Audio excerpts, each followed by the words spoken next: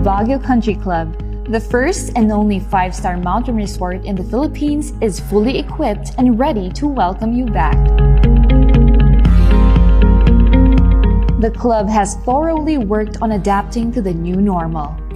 The usage of any of the facilities and amenities of the club is governed with specific rules, regulations, and procedures in accordance to the medical, physical distancing, and disinfecting protocols. And as you return back here to your second home and make new memories with us, we assure you that at the Baguio Country Club, you do not have to worry because we can assure you that the club continuously puts great importance to the health, safety, and wellness of its members, guests, and employees.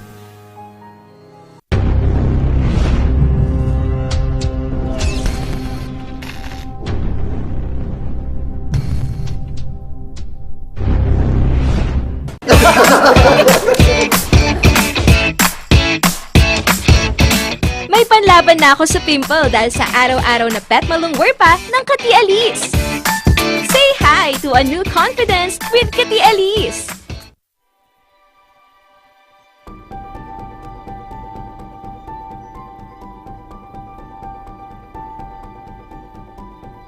Alam naming nag-aalala ka.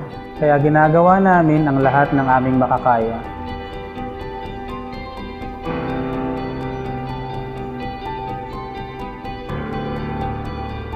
Para safe ka dito sa ospital. Ang mga empleyado at medical staff ay nakasuot ng protective equipment. Tuloy-tuloy ang disinfection sa lahat ng areas sa ospital.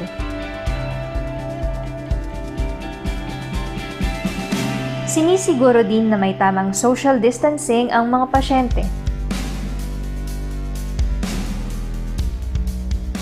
Ang bawat pumapasok, kinukuha ang temperatura at mga detalye para sa contact tracing. Hiwalay ang lugar sa mga regular na check-up o procedure. At sinisiguro, ang mga equipment at kwarto ay sterilized at malinis.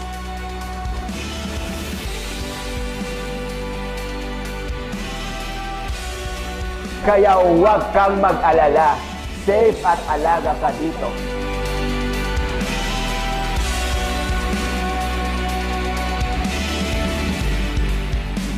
Dito sa Lorma Medical Center, nakahanda kaming magbigay serbisyo nitong bagong panahon para sa iyo at para sa pamilya mo.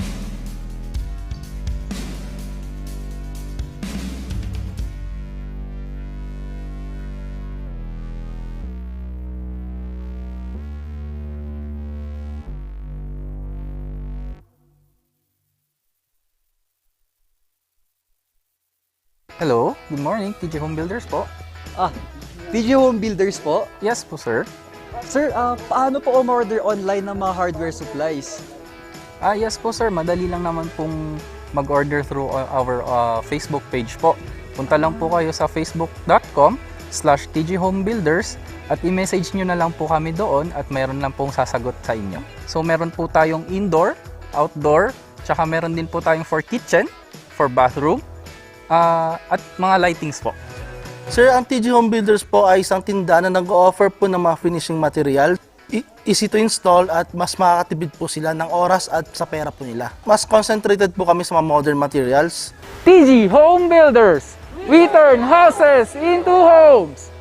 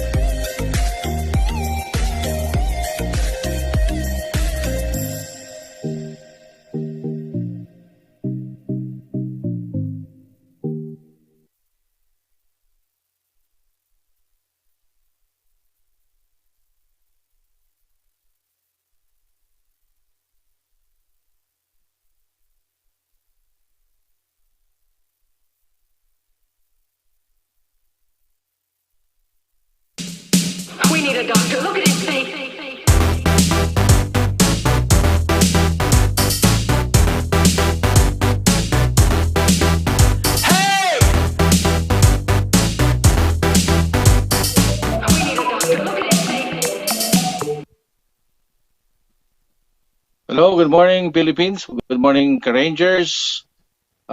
Today is November 8 here in the United States, coming to you live from Virginia, USA. Of course, November 9, 9 a.m. Itanong kay Doc Jose. And let me welcome my co-host, or dalawa yata sila, si Ma'am Cynthia. How are you, Ma'am Cynthia? Good morning. evening, Doc. Good morning po sa lahat ng mga viewers natin dito sa Pilipinas. Good evening po sa lahat ng mga viewers natin dyan sa USA at saka sa ibang panig ng mundo. Doc, wala pa po si Engineer. Habol daw po siya. Okay lang. Sige. So, sa ngayon, nasa gitna pa rin tayo ng pandemya. Hindi pa rin natin nakakalimutan ang sitwasyon natin. Hindi pa rin totally, of course, alam natin hindi pa tumitigil, nating hindi nawawala. So, ang sinasabi natin, mag-ingat, stay safe, palaging din ang mga patakaran tungkol sa yung mga sinabi ng IATF natin, yung mga protocols para pag-ingatan natin. Now, sa umagang to, Ma'am Cynthia at ating mga tagapakinig, napag-usapan natin na pagkasunduan natin no, nag-text tayo sa isa't isa na ang pag-uusapan natin sa gabing to, sa araw na to, ay yung mga menstrual abnormalities. No? So, syempre, bago nating sabihin yung mga menstrual abnormalities, sabihin natin muna sa madla na ano ba ang normal na regla. So, sa isang quick na pagbibigay ng what is normal, ang regla ng babae ay of course nagsisimula pagka sa kanyang puberty, mga roughly taon 12-13 yung menarche nila, hanggang sa matapos ito sa edad na 48 o 50, mga ganong edad, kung sila ay magme-menopause. At ano ba ang regla? Ang regla ay yung buwanan na observe ng mga babae. Pwedeng ang description ng regla na normal ay usually 5 days, may ba 3 days. The most or pinakamahabang regla 7 days. Average interval 28 days. Ang dapat na regla lang na lumalabas ay puno lang yung dalawang nap every day, or kung if you'd like to put that in ml or in terms of cc, 80 ml a day, or else kasi kung sobra din may abnormality yan or nagpapakita siya ng may mga nakatagong dahilan, or syempre kung sobra ang pagreregla ng babae, magkakaroon siya ng komplikasyon na kagaya ng pwedeng maging anemic. Syempre hindi maganda po ang maging anemic, di ba Ma'am Cynthia? Oo, Doc. Doc, bakit po yung mga iba maagang nireregla? What do you mean maaga? Yung Yung ang minsan, dati, Doc, at the age of 11. 9, nagme-mens na ang isang bata. Okay. May mga maagang magregla, although ang average ay mga 10 to 11, sabi ng textbook. Minsan yung mga na late, yung mga athlete na delay ng konti, ang mga babaeng maagang na magregla, well, kung maaga may abnormality ka agad, yung precocious puberty, halimbawa 6 or 7 years old, ang dahilan ng maaga ay na-develop na yung kanilang organs, yung hypothalamo-pituitary ovarian axis, na-develop na, at saka isa pa, ang isang biniblame natin na kadahilanan ay yung exposure ng mga kababaihan sa mga estrogen at mga tinatawag na modulators, or mga parang akala mo estrogen-like na nasa pagkain ng mga tao.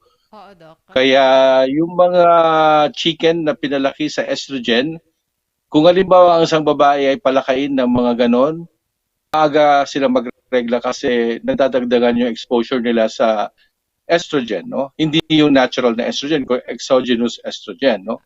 Okay. Okay. Tapos, syempre, yung mga, pag sinabi mong abnormalities ng regla, meron yung tumitigil ang regla, irregular yung regla. Kasi by the way, ang baka isipin nila porque hindi dumarating yung regla nila palagi ng halimbawa February 1, March 1, April 1. Hindi, it doesn't mean na abnormal po yun kasi ang normal value range ng regla ay the earliest is 21 days and the longest interval could be 35 to 40 days. Kaya kung napapaloob ka sa ganun, huwag mong isiping abnormal ka. May mga na-interview kasi ako sa practice na sila na ang nagle-label ng sarili nila. Sasabihin nila, Doc, abnormal po ang regla ko kasi hindi palaging first week. Hindi po. For as long as you followed the interval within 21 days to 40 days, then you are within normal pa rin, no?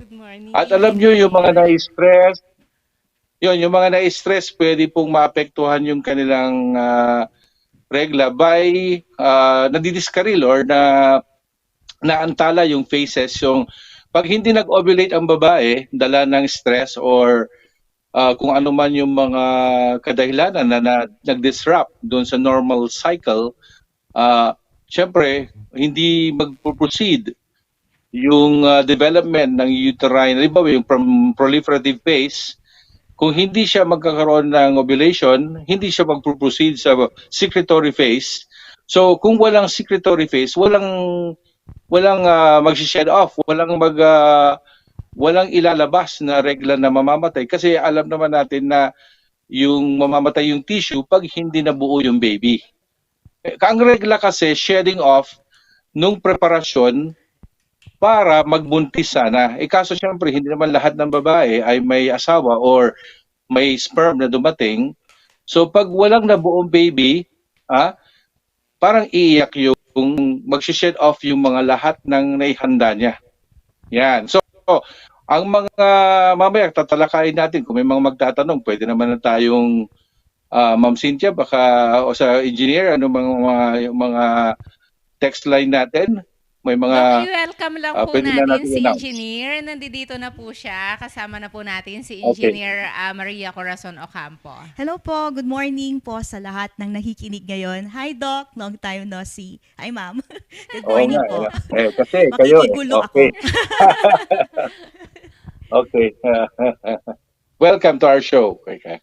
So may mga tanong ba kayo regarding this? Although pwede tayong mag-proceed, pwede niyong tanungin yung mga iba't ibang abnormalities na mention ko na sa page natin, page ng RNG. Good morning kay Jovino Or.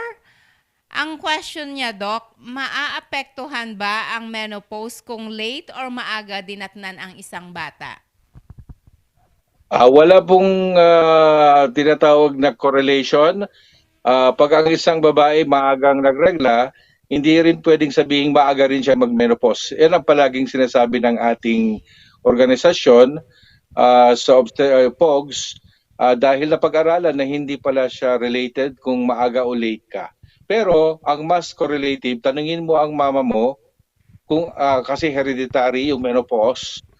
Kung ang mama mo ay maagang nag-menopause, malamang ikaw din. Kung late nag-menopause ang mama mo, yung mother mo, pwedeng magaya mo si mother mo. So hereditary, Doc? Ganun ba yon? Yung tungkol sa menopausal age.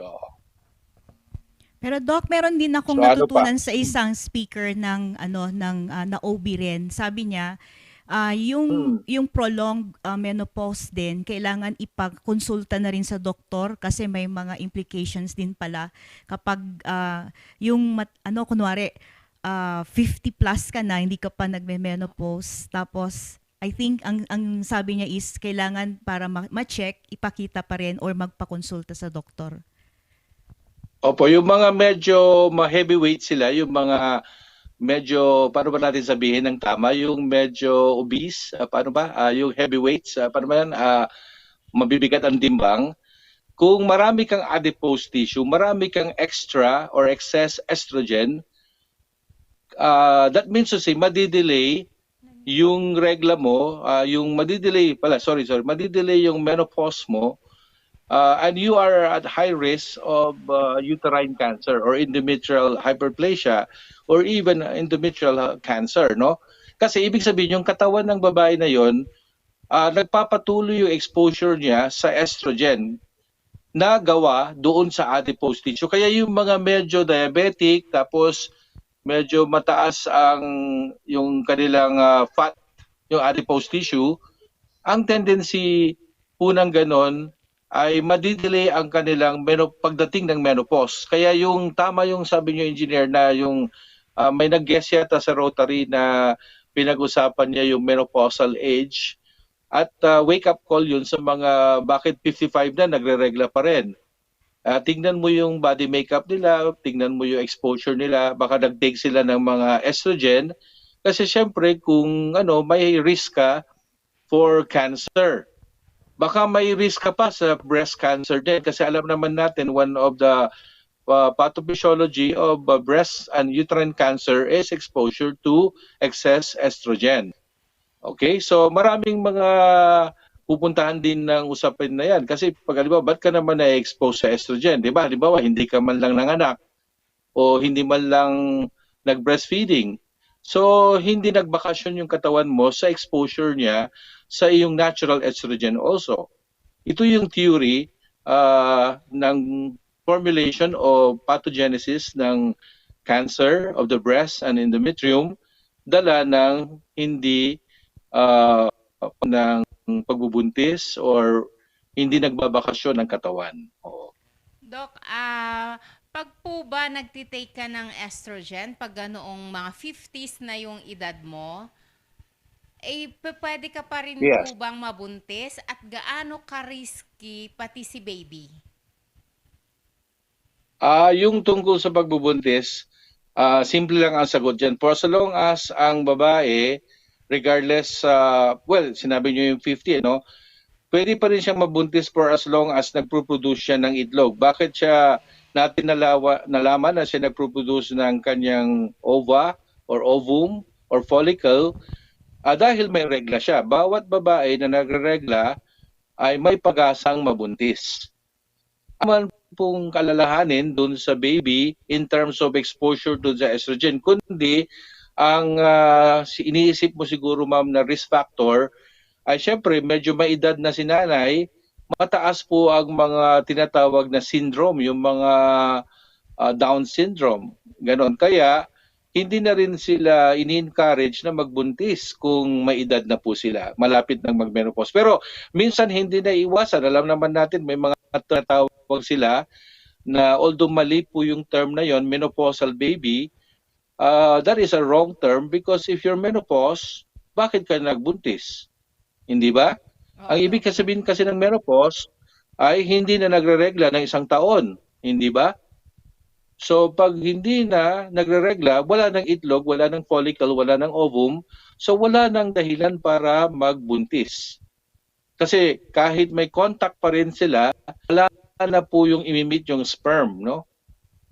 Doc, may question po dito, pero hindi siya sa menstrual cycle Di ba, okay At lang po. batiin ko Sige lang po. din, Doc, yung mga nanonood sa atin ngayon dito sa ating FB Live. Sure, okay. Good morning kay Ma'am Josie Orsua, watching from Virginia, USA. Good morning kay Ma'am Paz Orsua. Sabi po niya, good morning, Doc. Hello. Galing naman yan. Kahit nasa malayo, may pasyente pa rin. Tuloy mo yan, Doc. We are proud of you, Orsua Clan. At ito, Doc, thank yung... you.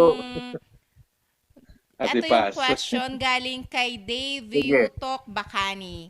Good morning po. Okay. Ano-ano po ba Good ang morning, sintomas ng Ma'am Baby. sinusitis? And pwede ano po yung mga gamot? Sinisipon po kasi ako, tas sumasakit yung upper right eyes ko po. Tapos po nagbabarado lang po yung right side ng butas ng ilong ko po. Parang medyo may ibang amoy din po. Yung sipon po Tama. nanggagaling lang po sa ilong, hindi po sa lalamunan. Salamat po sa sagot and God bless po. Okay, yung tungkol sa sinusitis, di ba nasabi natin lahat ng itis ay ang ibig sabihin may inflammation. Pero usually doktor po ang nagda-diagnose ng inflammation. Pero since natanong nyo na rin lang, dahil itong sa may banda natin dito, may mga sinuses tayo dito, frontal, maxillary, may mga iba't ibang mga, pag sinabing sinus, may mga butas dyan o kuweba-kuweba po dyan. Ngayon, kung ikaw ay may sipon, pwedeng ang pakiramdam mo barado kasi punong-puno po siya ng secretions. Di ba ano bang ibig sabihin pag inflammation? Nagproproduce siya ng mucus, nagproproduce po siya ng mga nana, barado, dahil swelling or swollen swollen, may swelling. Ngayon, yung may congestion ka, ibig sabihin hindi ka makahinga, pwedeng isa lang na nose, pwedeng dalawa.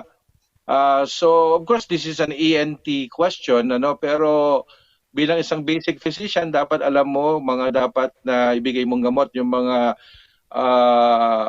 decongestant, usong-uso yung mga over the counter, mga phenylpropanolamine, phenylephrine, yung mga ibang, pero ingat kayo sa phenylpropanolamine kasi yung mga ibang mga decongestant nakaka-high blood. Pero ang isang paborito ko bilang isang pag may rhinitis ako at barado ilong ko, paborito ko po yung Sinopret. Sinopret is a very good decongestant. So, minsan mabaho kasi kulob. Pagka matagal na po, pag halimbawa, ang iyong sinusitis ay due to bacterial, then you should be given antibiotics. Kasi minsan yung sinusitis mo, kaya galing po sa nose, kasi bumababa po yung secretion. Minsan uubuhin ka kasi may post-nasal drip ka, pero primarily galing po yan sa nasal up to the sinus region. Minsan ang sinusitis pwede rin mag-brain abscess, kaya ingat po sa sinusitis. Pwede rin namang, kaya dapat nag-antibiotics. Ayun po mga gamot. Depende sa causation, dapat treat the cause. Ang sinusitis being an infectious process, pwedeng bacterial, pwedeng allergic in nature, pwede ring viral. Kasi kung viral at allergic, hindi ka mag-antibiotics. Yung amoy, sinyales yun na kung mabaho, pyogenic, meaning may pus formation, usually bacterial po yung amoy. Minsan mabaho, minsan din bumababa na rin at maapektuhan na rin po ang throat. Or even Thank you very much, tenga. Doc. May mga question pa po tayo dito. Basahin Sige po lang ni po. Engineer. Hi, Doc. Galing ito kay Miss Jovina UR. Ang sabi niya, bakit po may ibang mga babae na positive po for pregnancy pero riniregla pa din for the first few months? Magandang tanong yata ito. Actually, hindi natin tinatawag kasi ganito na regla yon. Well, syempre sa isang pasyente, kaya nami-miss tuloy nila yung pregnancy nila dahil halimbawa may mga tinatawag na bleeding pero not na regla, may mga instances na isang pregnant ay magbi-bleed. Yung implantation bleeding o medical students, kung nakikinig kayo, yung Hartmann sign.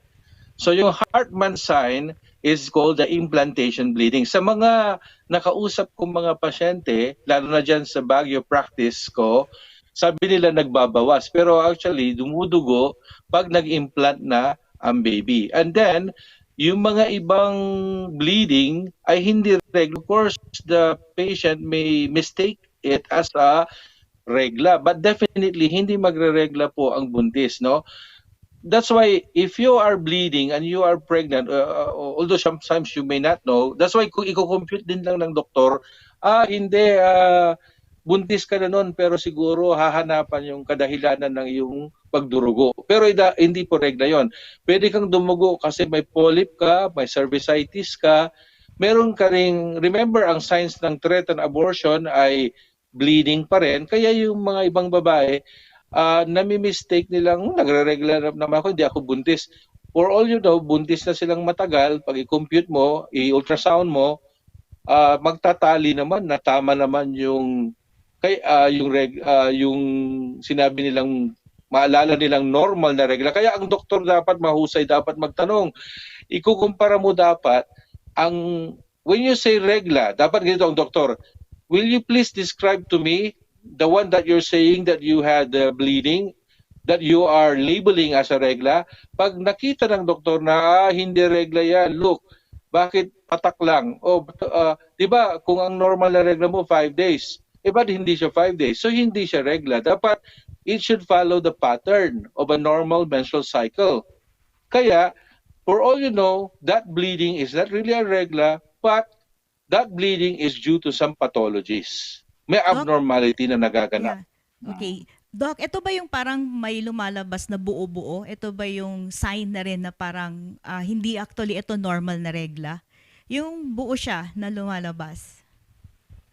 Is that be related sa pregnant? Kung regla lang tapos buo-buo, ibig sabihin lang marami ka talagang dinugo or yung expression ng, kasi ang regla dapat hindi buo-buo ideally, no? Kasi na-use up yung mga clotting factors.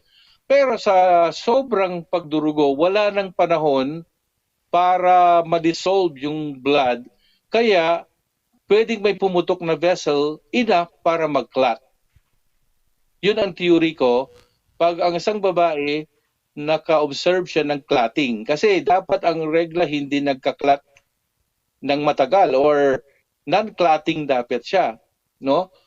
Kasi pag clotted blood, ibig sabihin fresh yung bleeding. Ongoing yung bleeding, actual, active.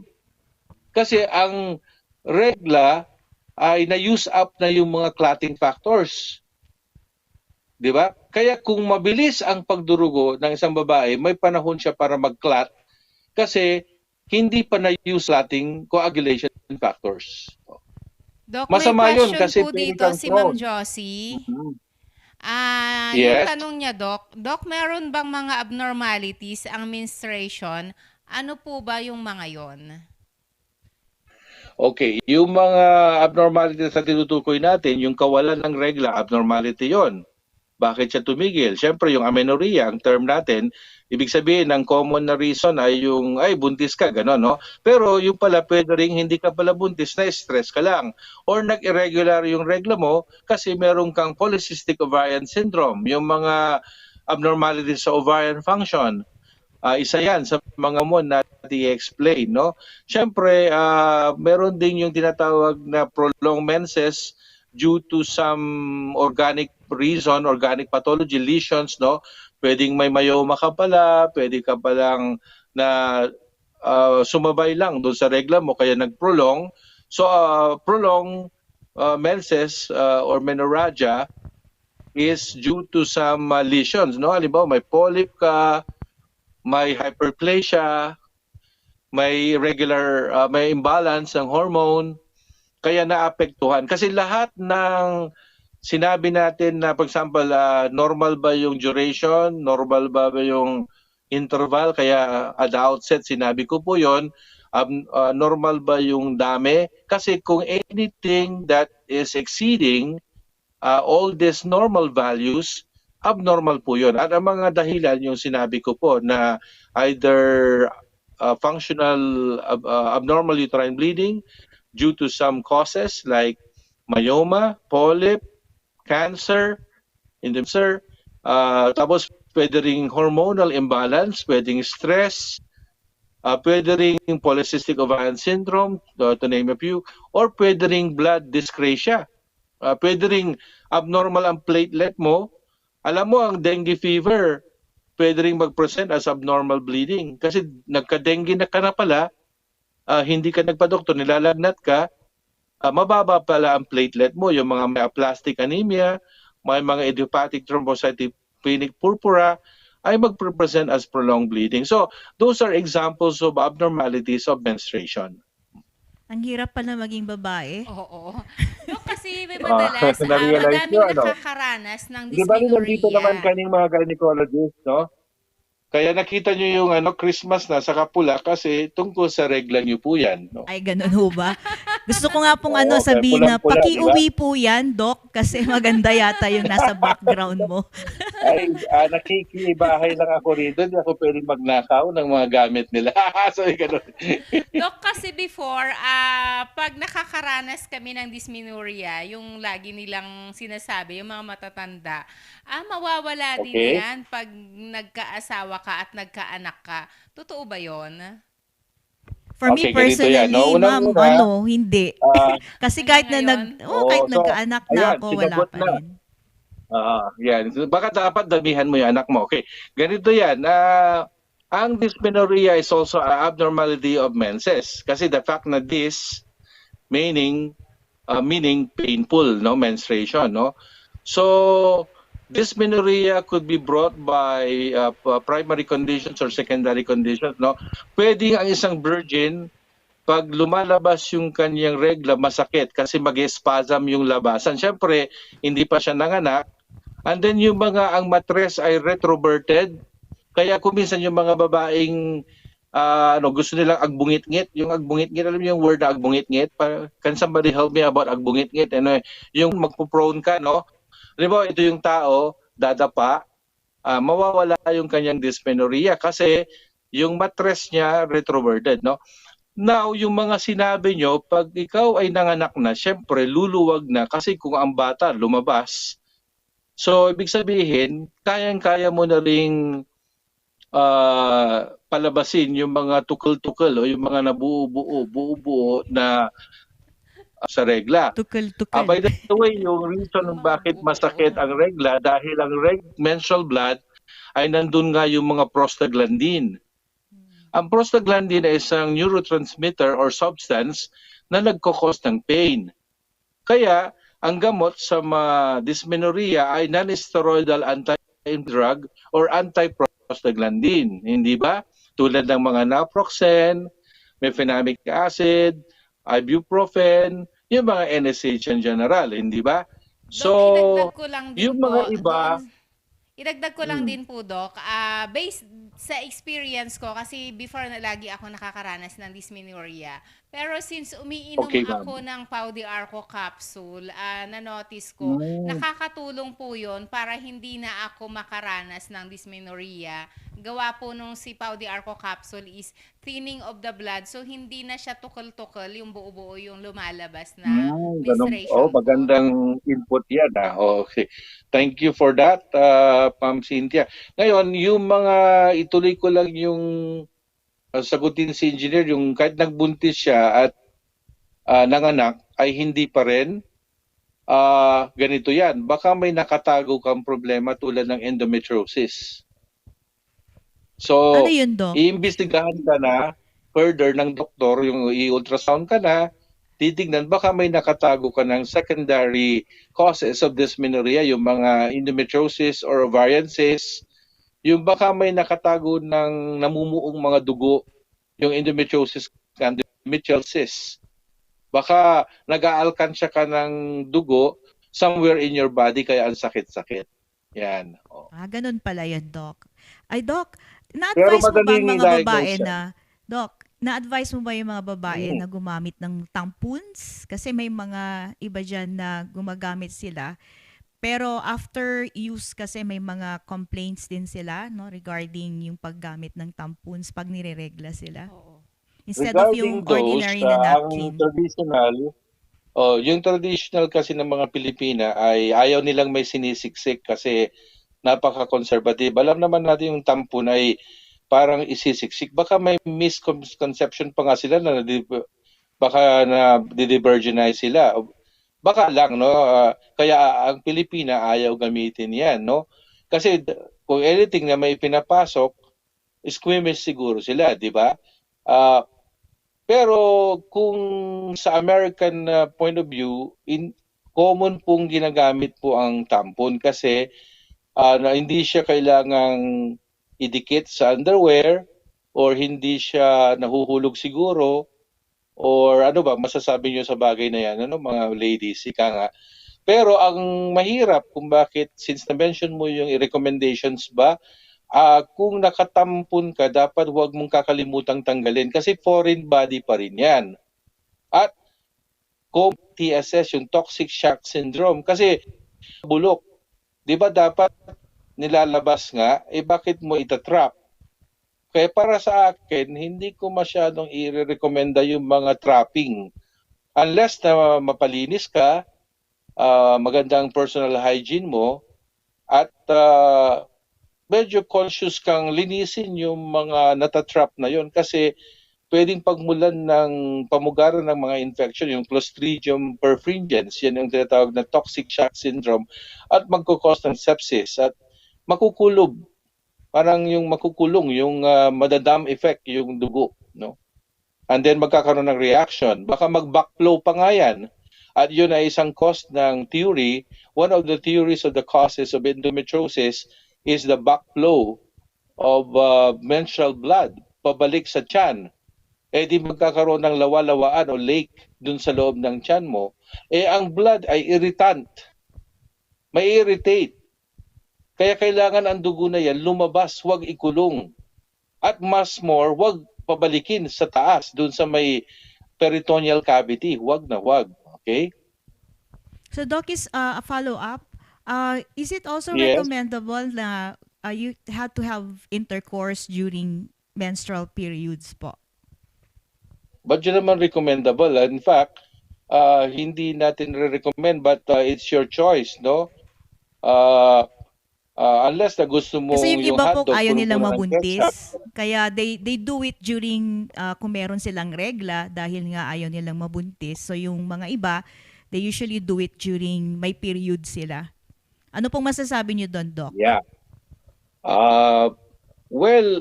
It's really, kumbaga sabihin na nating ideally huwag because the act of coitus will push the blood towards the peritoneal cavity, and you know the theory of having endometriosis is the retrograde flow of the menstrual blood. Mag-reimplant yung mga endometrial tissue sa loob ng tiyan ng isang babae, saka yung ascending infection. Siyempre, yung pressure, yung pushing effect ng intercourse, mapupush yung dugo at mga bacteria kasi bukas na bukas nga from outside to inside, tuloy-tuloy yung highway.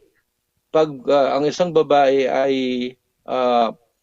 nagre-regla, bukas. Kaya pag yung may ipapasok ka pang malakas pa ang pressure, siyempre yung thrusting and everything, pwedeng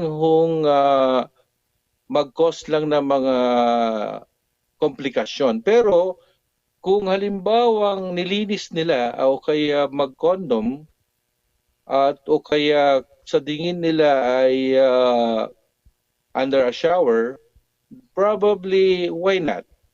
Kung under may shower. mga Kasi parang may nabasa ako, engineer, na pag under a shower is parang mas maganda Cleaner. daw pag may mens ang isang babae. Interesting. Di ba exciting? Ay, naduduguan yung kapaligiran. Basahin ko lang po yung question dito. Sige Siyempre, po. batiin ko na rin yung mga nanonood sa atin ngayon. Good morning kay Hi. Ma'am Ursua Imelda. Raquentil Coroda, ang sabi po niya. Good evening, Ate Doc. Nene. Good morning, Thank Ma'am you. Cynthia. God bless. Watching Hello from po. Tokyo. At syempre, good morning kay Winter Bilingen Gayaw. Good How are AM you, Idol Winter? Doc from USA. Kamusta po dyan sa Amerika? Parang walang pandemya dyan. Sana all Idol Doc.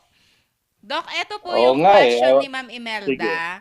Good morning po, Sige, Doc. Ma'am Itanong ko Imelda. lang po kung sa allergies sa sipon at kung may gamot pa po doon. Thank you po and God bless. Ang sipon ay isang manifestation ng sipon, ng allergy, pwede ring infection. Kaya nga, of course, may gamot po. Pwede kayong mag-Montelukast, pwede kayong mag-araw-araw uminom ng Loratadine or cetirizine, or iiwasan nyo yung nagkukos ng inyong sipon. Dala ng allergic rhinitis or allergic cough kung nagka-cough man kayo. Pero going back to sa sipon, syempre, pwede kang mag-mask, pwede kang linisin ang buong kabahayan kung ang nagkukos ay dust and mites. Yung mga pets, ilalayo. Kung meron kang rhinitis o allergy due to danders, pollens, yung mga animal hairs, mga ganon. Kung sensitive ka, huwag kang magpipet. Or yung smoke, pollution, yung mga amoy ng detergent, yung mga softener, fabric softener, yung pwedeng may allergy ka rin sa yung mga sabon, lotion, may allergy ka sa yung signature na pabango, may allergy ka sa mask mo, kaya piliin nyo yung mask na hypoallergenic. Baka may allergy ka sa man na amoy mo sa paligid-ligid. May gamot po. Lahat, may gamot po. To answer the question, antihistamine at saka iiwasan. Iiwasan po. Identify what's causing it so you can avoid it. Avoidance is one of the treatment. Dok, nakakatulong din po si Pauliniment. Ang ginagawa ko siya pag sinisipon Yeah. ako, nag-ano ako ng mainit na water doon sa mangkok. Tapos 2 drops lang po ng Pauliniment. Ang bilis po ng ginhawa niya. Ay, maganda yan. Kasi yung Pauliniment, meron po siyang, ano po ma'am yung ingredients? Pwede niyo i-describe ma'am? Meron kasi siyang salicylate, peppermint, Doc, no? at saka syempre meron siyang sikapmo extract. Meron din siyang menthol. Ayun, kaya pala pwede rin ilang hapin at nang magka-aromatherapy ang ano. Yung mahilig sa aromatherapy, di ba Yes ho? po, Doc. Saan po nabibili Yung yan? methyl At salicylate, magkano po? Engineer, anti-pain mabibili kasi po yan. sa lahat ng drugstore dito sa Baguio. Yung malaking size, nagre-range lang po siya ng 130. Yung maliit po is 78 to 80 pesos. Meron din siyang yung sa spray, ini-spray lang siya. Yun yung nagre-range siya ng 200 pesos. Meron din kaming Regular ba? Trouble Essential Oil. Pwede nyo Yung bang hindi ko parang nabigay kay Doc. ipahid-pahid din na parang, pwede mo bang ipahid ma'am na parang white flour? Doc, meron pong Trouble is Essential Oil, si Pauliniment. Yun po yung pinapahid na sabi mo kasi may roll-on po siya. Oo pala, okay. Wala pa yata ako noon. Oo, Kasi ang Doc. dami kong dala dito Ngayon, sa Amerika. nung nakaraang week lang po ako binigyan ni Sir Arnold. Pagdating mo po, si engineer po siguro yung mabibigyan ko. Nako. Pinapamudmud ko na yung mga pau-masahe dito, ma'am. Kaso kailangan ko ng masahe din. Kasi sa lamig. Alam mo yung lamig, iniisip ko, parang yung buto mo parang nakakalas-kalas eh. Parang may pain siya eh. Parang may nanunuot na, pero feeling ko pag mamasahihin, at maglulublog sa mga onsen, yung mga hot Tama tub. yung dala-dala mo na hot sensation, yung red ang color niya. Medyo mas mainit kasi po yun kaysa sa mga green. May sili kasi yun, ano, kaya pulang-pula. Yes po, Doc. Kagaya ng dugo. Ang ibig ng sabihin regla, yan, no? Doc, uwi ka na para magpamasahe ka na lang dito. Oh my God. Tama. Doc, eto may question si Ma'am Josie. Ang sabi po niya, kung may hormonal imbalances ang isang babae, pwede ho bang magamot? Yes, unang-una, ang una nating sagot dyan ay pinagpipills namin sila hormonal replacement or balancing, no? Alam niyo naman na yung mga OCP or yung oral contraceptive pill, ang pinaka-easily available na hormonal treatment kasi alam naman natin yung mga ibang babae din nagko-complain ng excess in their testosterone kaya may mga acne, mga puputok yung acne nila. Parang Ibig ako sabihin yun. may hormonal imbalance May sa mga acne yan, ako no? ngayon. Yung medyo hindi kagandahan yung skin na babae, medyo kulang ang estrogen, no? Pero parang magliliwanag ang mga balat nila na para silang pang Miss Universe kung sila'y manggagamot ng estrogen. Ayun, di ba? Wag lang sobra, di ba, Tapos, Doc? may balance naman saka ang isa pang value ng ano yung para maibsan yung mga menopausal symptoms, yung hot flashes, night sweats, yung mga magagalitin na mga babae baka kulang sila sa estrogen. Kaya di ba sabi, Ay, Doc, ito yung nagme-menopause ka na, yung kayo binigay mo sa bugnutin. akin. Ano nang pangalan ng Doc? Yung evening nireseto primrose mo? oil. Oh. Yes. Yung evening primrose oil ay binibigay natin yan. And then yung osteoporosis is also prevented by taking estrogen, no? So, ganun, yung hormonal imbalance is just a common parang overall label na binibigay natin for whatever signs and symptoms na nararamdaman ng isang babae. Kasi ang menopausal state is also a form of hormonal reduction or wala na yung estrogen or hormonal imbalance. Pero yung magugulo ang regla, hormonal imbalance din yan. Yung mga hindi maganda ang balat, hormonal imbalance din yan. Puputok ang acne, hormonal imbalance din yan. Magulo regla, hormonal imbalance. Ang dami-daming balahibo ang babae, hormonal imbalance yan. Yung parang, paano ba sasabihin, yung parang hirsutism, no? Mga ganyan, o nakakalbo, ganyan, pwede rin, hormonal imbalance din yan. No? Ang hirap talaga maging babae. Oo nga, parang ang dami Hirap na natin hirap na mga makakalok. Di ba, ang nandito dami natin naman mga kami. imbalances. Bakit sa lalaki walang ganyan? Ano naman sa lalaki, Doc? Buti na lang, no? Yung Wala regla, sa o naman kanila. kami nagregla. Doc, Saka, matanong ko lang, ano naman yung kinalaman ng pagiging moody ng isang babae pag nagkakaroon siya ng mens?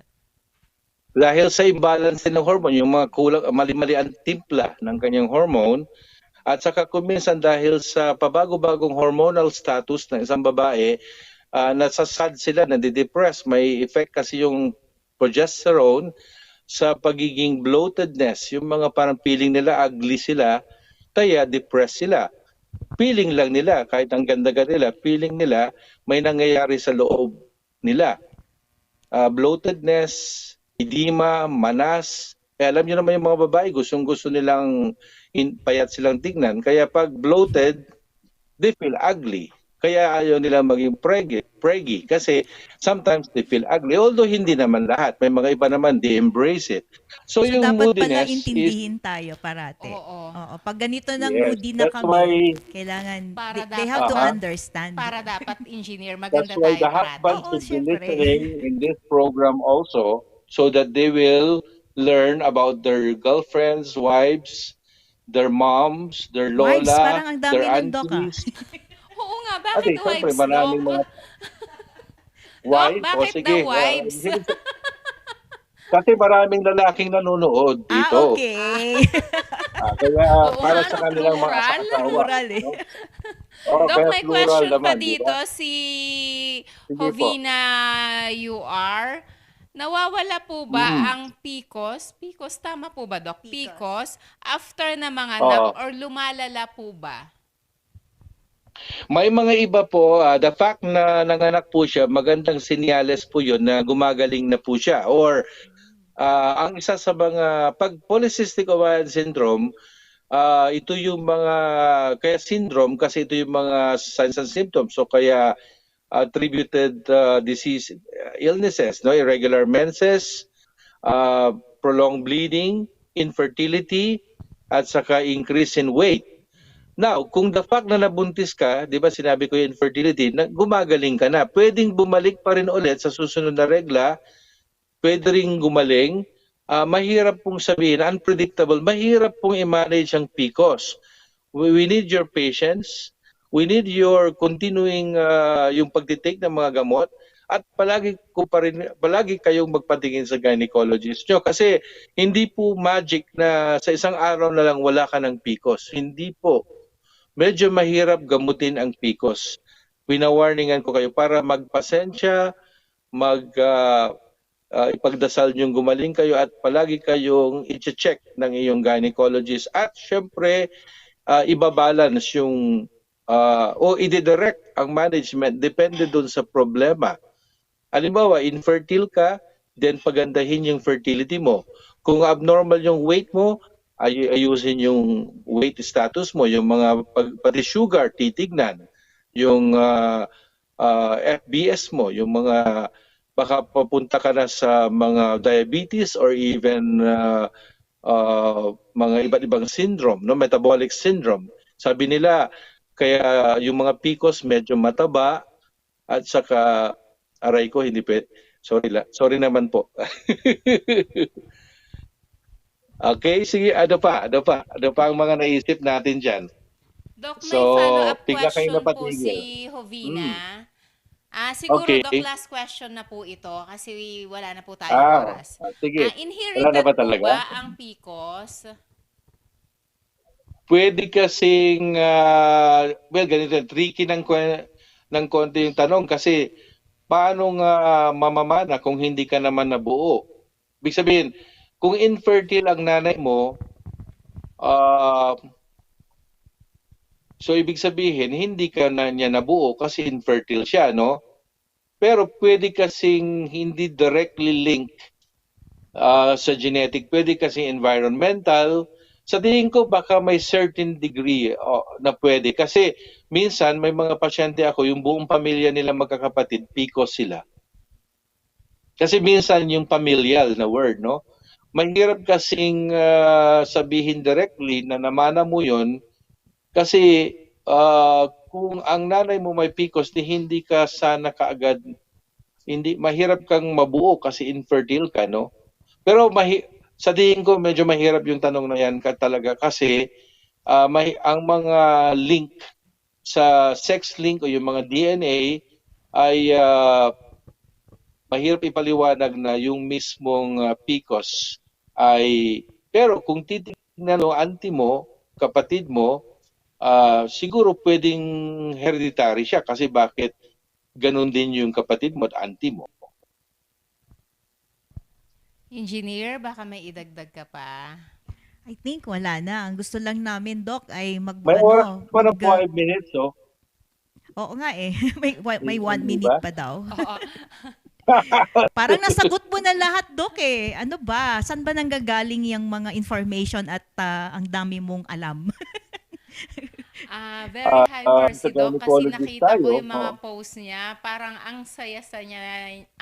Nag-i-enjoy siya doon. You deserve that vacation, Doc. Pero stay safe there. Trabaho ikaw muna. magkasakit dyan. Hindi naman kasi hindi naman ako pupunta sa matataong lugar at nagmamas din ako at palagi akong kumakain ng masasarap na pagkain at dala-dala ko yung aking magic na binigay ni Ma'am Cynthia, yung Bioclone. Thank you very much, Na Doc. palagi kong ininom sa kayong pao. Yan. So iniinom kasi di ba kompleto siya, may B-complex, meron siyang vitamin C, meron siyang, ako na tuloy nagbasa, no? Meron siyang mga mangosteen, mga fruit extract, malunggay, meron pa. So para sa akin, may vitamin B complex pa siya, no? Hindi ka ba May cell-protect formula din siya, Doc. Dapat pala bigyan mo ako niyan, Ma'am Cynthia. Kaya pag sa tabi, saan nanggagaling ang energy mo? Yun, yung, syempre, pag ikaw ay well-rested, isa yan siguro, at saka patuloy pa rin yung programa, so na-inspire pa rin tayong mabuhay, ika nga. Kasi may programa pa tayo. May mga babatiin ka dito, Doc? Or may ipopromote ka pa rin kahit wala ka dito, Doc? Saan nila matatagpuan ang iyong clinic? Pagbalik ko, tingnan niyo po ako sa High Precision Diagnostics, dyan po sa Baguio City, sa may CYA Centrum. Yung mga gusto magpa-laboratory, may mga nagtanong kasi sa akin, punta lang kayo dyan sa High Precision Diagnostics. And then sa San Carlos, syempre, yung Aujan Medic sa may Manson, nandyan tayo pag Friday. And then, syempre, binabati ko pala yung inaanak ko sa kasal, yung secretary namin, kinasal siya. Pero sorry, wala ako. Si Miss Jam Jam.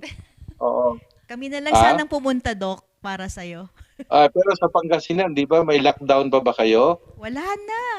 Pero pa ba? So okay wala na kayo lockdown. dyan. Medyo maluwag Wala na ang Baguio, sige. Doc. That's nice. So ano bago umakyat, may mga nagtanong kasi sa akin. Oo, Doc, pwede na silang pumunta sa High Precision para magpa-laboratory doon. Yes. Basta kompleto sila sa kanilang bakuna. Yes. Ayun, no. Sige. So, salamat kay Sir Rain. At kumusta kay Sir Dobby de Guzman? Miss na natin sila. Siyempre, salamat po sa inyo, sa ating mga lady co-host, at lalong gumanda ang programa dahil nandyan po kayo, mga bulaklak ng itanong kay Doc Jose. Ang bango-bango ng bulaklak. Engineer, baka may babatiin ka? Yung aking mga co-professors dyan sa IE Department ng SLU, hello sa inyo at ang row 4 ng mga friends namin. At syempre, mga estudyante mo na nanonood ngayon. Exams sila ngayon pati yung estudyante ni Doc. nag-e-exam sila Oh, ngayon. binabati ko pala yung mga first year medical student na nanonood nito. First year, Na marami Genesis silang of Medicine. matututunan. So, kailangan po, parati po kayong nakikinig sa itanong kay Doc Joe, kay Doc Jose, kasi ito po ay Nagbibigay ako ng tip. marami pong information ang makukuha po dito na hindi nakukuha sa everyday na buhay natin, kundi dito lang po. So maraming salamat, Engineer. Maraming salamat, Doc. Itanong mo kay Doc Thank Jose. you. Every Tuesday, 9 to 10 a.m. Tutok lang po kayo dito sa RNG. Maraming salamat po sa lahat ng mga nag-text at nakibahagi sa programa ngayon. Hanggang sa susunod na Tuesday po. Thank you. And goodbye. Salamat!